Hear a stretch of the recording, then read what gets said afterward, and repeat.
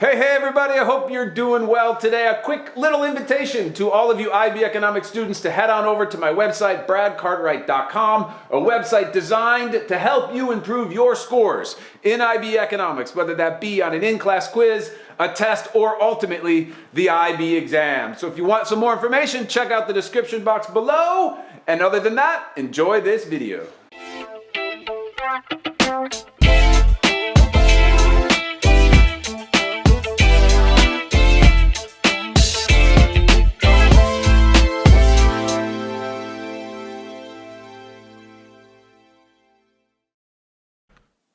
All right, so here's where we start. And like I've said in all my videos, like you got to figure out where the story starts. And this story starts with the basic supply and demand diagram. If you don't know how to draw that, check out the video above this of how to draw the basic supply and demand diagram. It's the basis of all the diagrams that you will face in microeconomics. And before I go on, I also just want to say thanks to Alba from Bolivia for putting in a request for this how to draw diagram, how to draw the subsidy diagram. It was her request that led to me putting this video together. So thanks, Alba. All right, so here's the deal. When you sit down to write, or you sit down to answer any of these questions, think about where the story begins. Well, in this case, the story begins with the market for corn, right? Price, a currency, P1, 0, Q1, the quantity of corn or whatever product it is, thousands of bushels, whatever unit you think's best, the year, D1, S1, and of course the market for corn. And in this case, what's going to happen is that the government is going to get involved, right? So a subsidy, per unit subsidy, is a decision by the government to incentivize or to provide funding for suppliers. So a subsidy diagram is always going to affect the suppliers and shift this curve outward. How do we know that? Because here's the best place to look. Right here on the vertical axis, right? If the government gets involved and lowers, this right here is the minimum price that anybody, let's say this is in the United States, anybody in the United States can produce corn for. So if the government comes in and provides a per unit subsidy per bushel of corn to all suppliers of corn in the United States, then the minimum amount that it costs for someone to produce corn is going to drop. By how much? By the amount of the subsidy. So let's just say that this is like, I don't know, $3 per bushel of corn, okay? So all you need to do then is go, okay, so this is a $3 drop in the price of corn, and that means that the minimum price is going to be $3 lower, and then, because we always draw parallel lines in economics, we're going to label that S1 plus the subsidy.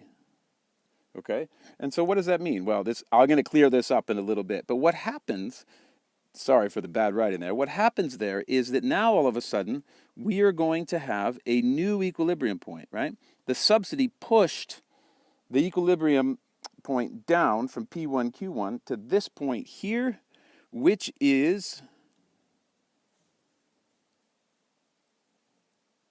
a new equilibrium price that we are going to label P2, Q2, okay? And so the market is now functioning right here. Now the interesting thing is some very intriguing things are going to take place. And what you need to do as the economics student is then take that movement, that's one shift, right, and creating a new equilibrium of P2, Q2, and then understand what the implications would be for all of the stakeholders in the marketplace. And of course, the stakeholders are consumers, producers, the government, and society as a whole. So let's clean this diagram up a little bit. And what you have is the same shift in the supply curve that I just drew, but it looks a lot nicer. Okay, so what do we have? We have a supply curve of S1 minus subsidy, right? It's set up here, and now there are certain things that we need to glean, certain things we need to understand from this diagram, and therefore use that in our analysis. So, for example, we want to know what producer revenue was before the subsidy. what producer revenue was after the subsidy, what the government costs were for the subsidy, because the government's going to have to shell out money for this, what the consumer benefit is, and what the producer benefit is of what? Of the giving of a per unit subsidy to all of farmers in the United States for corn. And that is going to create, for sure, some welfare loss. Okay? Okay, so now what we need to do is to take a look at what happened on this diagram to further understand how we go about assessing all of these different elements and storylines that are embedded in this graph. Okay, let's remember one thing at the beginning. Before, and this is why the basic rule of 11, which is the basic supply and demand diagram, is so important. The story began, remember, at P1, Q1, right? So if we're going to try to figure out what the producer revenue was pre-subsidy, well, then it's going to be P1, Q1, right? This revenue box, P1, Q1, okay? What about post-revenue or post-subsidy producer revenue? Well, we got to think about this one. Remember, the shift of the curve outward moved the supply curve to there. But what's happening here? Well, consumers are getting a lower price, right? So if I'm a consumer last week and I went to buy corn, it would cost me P1. But if I'm a consumer this week, what happened? The price dropped to P2, right? But at this quantity, how much revenue is the producer making? Well, the producer is making P2, Q2 plus what? Well, for every quantity they sell at Q2, they get an extra $3. Wait a second. So what does that mean? It means that the producer at the Q2 level is getting the market price of P2 plus what? Plus the additional subsidy, which is additional revenue that they would earn. Okay, so if I take a look at that, the pre-subsidy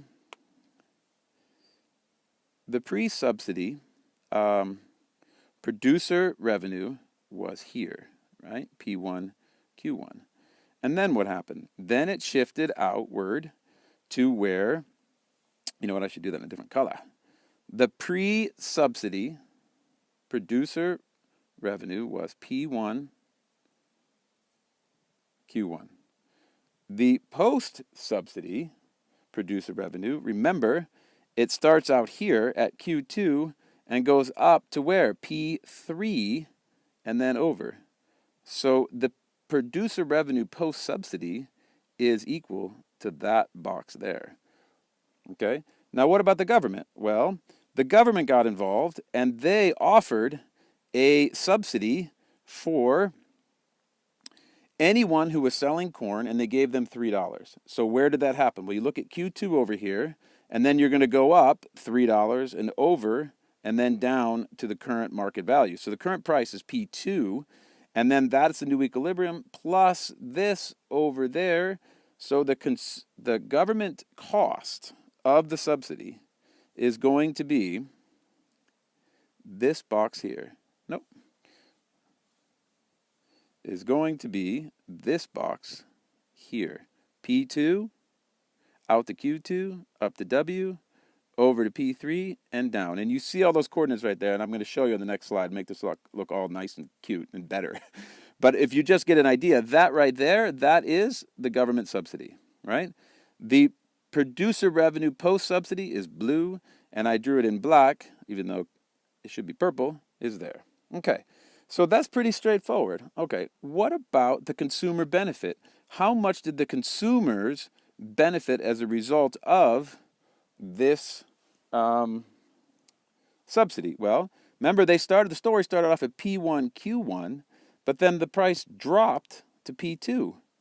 So the consumer benefit of this subsidy was the drop in price from P1 to P2 all the way out to Q2 and then back up to the original equilibrium point. That is the consumer benefit. What about producers? Well, the producers, remember, were originally getting P1, right? But they're now getting P3. So the producer benefit is this line here up to P3 down to P1. Okay, so it's this shape right here is the producer revenue, right? This shape right here is the consumer, not the producer revenue, sorry, the producer benefit, right? The producer benefit is this red box right here, okay? And then what about the welfare loss?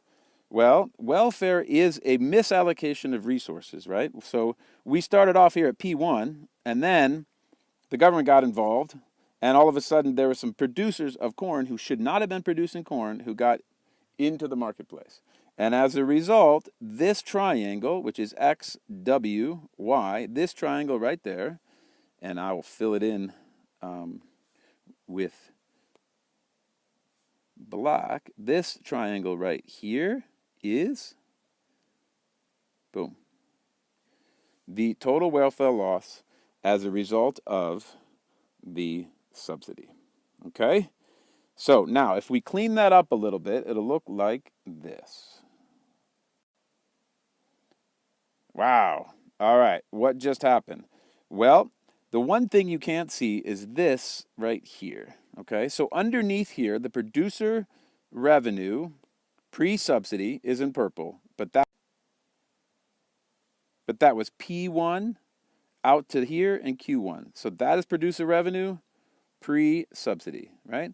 Producer revenue post-subsidy, well, we know that's P3, Q2. And on the exam, that's just how you would want to say it. You would want to use these coordinates, okay?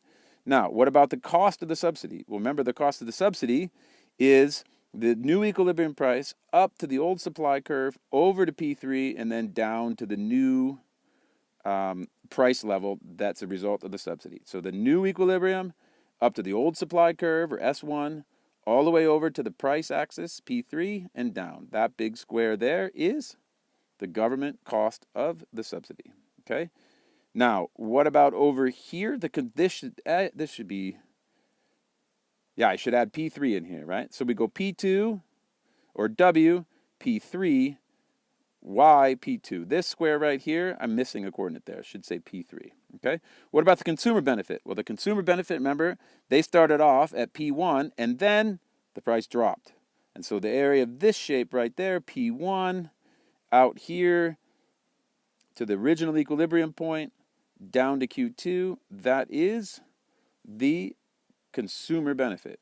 What about the producer benefit? Well, the producers used to get P1, but now they're getting P3, so it's the shape of this area there.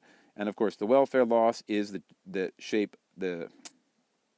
this triangle there is the loss of welfare as a result of the subsidy on corn. Well, there you have it, my friends. I hope you enjoyed that video. If you want more information on the subscriptions available for IB Economics students around the world, check out the description box below. All right, my friends, a reminder to be good to yourselves out there. Be kind to someone today, and we'll talk to you in a bit.